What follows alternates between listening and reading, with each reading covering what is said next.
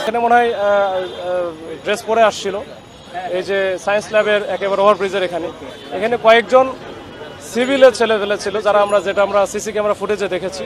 তো ওটা আমরা দেখতেছি ওইটা তার দাবার খেয়ে ওটা সে পড়ে যায়, পড়ে গিয়ে তার গুরুতর আহত হয় আর কি, এবং তাকে বেল্ট দিয়ে কিছু মারধরও করে।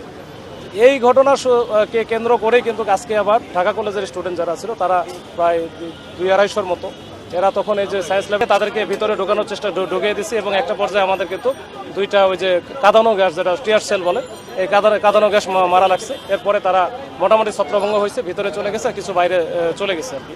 তো ওনাদের টিচারদের সাথেও আমাদের কথা হচ্ছে, ঢাকা কলেজের প্রিন্সিপাল বা ওনাদের সাথেও কথা হচ্ছে। দেখি আমাদের এই যে এইটা তো আসলে নিত্য নৈমিত্তিক ঘটনা হয়ে দাঁড়াইছে, এটার আসলে পার্মানেন্ট একটা সলিউশন দরকার। আমাদের এই যে অনেক ছেলেপেলে আছে কিন্তু পুলিশ মাঝখানে দাঁড়ানোর কারণে অনেকে আহত হয়েছে, আমাদের 20-25 জন আহত হয়েছে। ঠিক আছে, এটা আসলে কতদিন চলবে এটা আমরা দেখি। আমরা উপরের লেভেলে যদি প্রয়োজন হয় তাদেরকে এঙ্গেজ করে, দুই কলেজকে এঙ্গেজ করে, আমি বারবার বলছি যে এটার পার্মানেন্ট সলিউশন দরকার।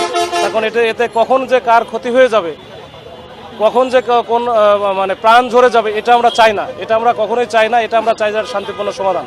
এই দুই কলেজ আমরা দেখি আমরা উপরে লেভেলে কথাবার্তা বলছি বলে আমরা যেন এটা আমরা গোড়ায় পুষতে পারি এবং এটা যেন আর ভবিষ্যতে না হয়, এটা আমরা চেষ্টায় আছি। ঠিক আছে।